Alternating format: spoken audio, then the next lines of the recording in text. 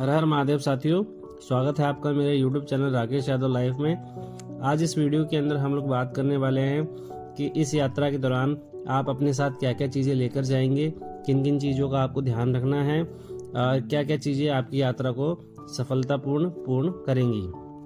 तो चलिए शुरू करते हैं आज के हम अपनी वीडियो। अगर आप भी केदारनाथ यात्रा का प्लान बना रहे हैं तो ये वीडियो आपके लिए बहुत ज़रूरी है, क्योंकि आज हम आपको बताएंगे कि इस यात्रा में किन किन बातों का ध्यान रखना चाहिए, क्या क्या सामान साथ ले जाना चाहिए और आप वहाँ कहाँ ठहर सकते हैं। सबसे पहले बात करें सही समय की। केदारनाथ मंदिर आमतौर पर अप्रैल या मई में खुलता है और नवंबर तक खुला रहता है, लेकिन सबसे अच्छा समय मई, जून और सितंबर, अक्टूबर का माना जाता है, क्योंकि मानसून के दौरान वहाँ भूस्खलन और बारिश का खतरा रहता है। अब बात करते हैं यात्रा की तैयारी की। तो सबसे जरूरी है आपका शारीरिक फिटनेस, क्योंकि केदारनाथ तक पहुंचने के लिए लगभग 16 से 18 किलोमीटर की पैदल यात्रा करनी होती है, जो गौरीकुंड से शुरू होती है। इसलिए यात्रा से पहले रोजाना वॉक या हल्की एक्सरसाइज जरूर करें। अब जानते हैं कि आपको अपने साथ क्या क्या ले जाना चाहिए। तो सबसे पहले गर्म कपड़े जैसे जैकेट, स्वेटर, ग्लव्स, कैप जरूर रखें, क्योंकि वहाँ मौसम कभी भी बदल सकता है और ठंड बहुत ज़्यादा होती है। इसके अलावा अच्छे क्वालिटी के ट्रैकिंग शूज़ पहने ताकि आपको चलने में परेशानी ना हो। साथ ही रेनकोट या पोंचो भी रखें, क्योंकि पहाड़ों में बारिश कभी भी हो सकती है। जरूरी दवाइयाँ जैसे सिर दर्द, बुखार, उल्टी, सर्दी की दवाइयाँ अपने साथ जरूर रखें। साथ एक छोटा फर्स्ट एड किट भी रखें। इसके अलावा बहुत से ऐसे लोग हो सकते हैं जिनको एल्टीट्यूड सिकनेस हो सकता है, तो अधिक ऊंचाई पे पहुंचने के कारण सर में दर्द भी हो सकता है, हल्की फुल्की सांस लेने में दिक्कत हो सकती है।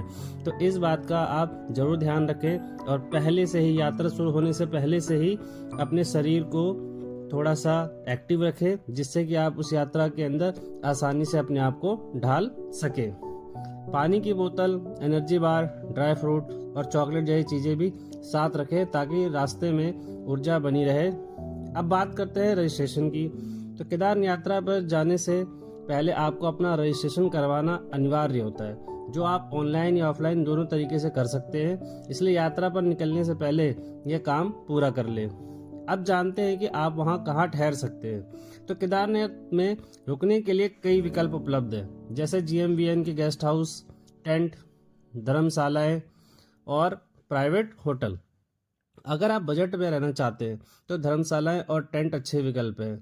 टेंट आपको मात्र वहां पर 300 से 400 रुपये में बहुत ही आसानी से उपलब्ध हो जाएगा। वहीं अगर आप थोड़ा आरामदायक स्टे चाहते हैं तो गेस्ट हाउस या होटल बुक कर सकते हैं।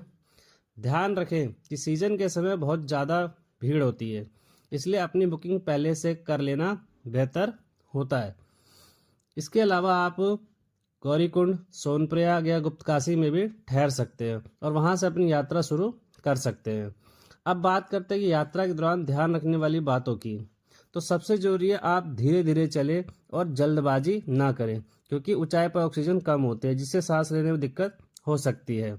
रास्ते में जगह जगह मेडिकल और रेस्ट पॉइंट बने होते हैं, इसलिए जरूरत पड़ने पर आराम करें। अगर आप पैदल नहीं चल सकते तो वहाँ घोड़े, खच्चर, पालकी की सुविधा भी उपलब्ध होती है, जिसका आप उपयोग कर सकते हैं।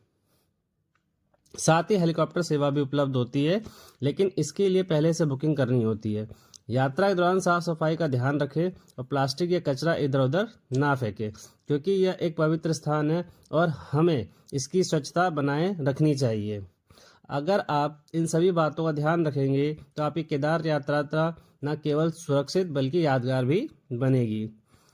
तो उम्मीद करता हूँ कि आपको ये वीडियो पसंद आया होगा, और अगर पसंद आया हो तो लाइक, शेयर और सब्सक्राइब मेरे चैनल को ज़रूर करें।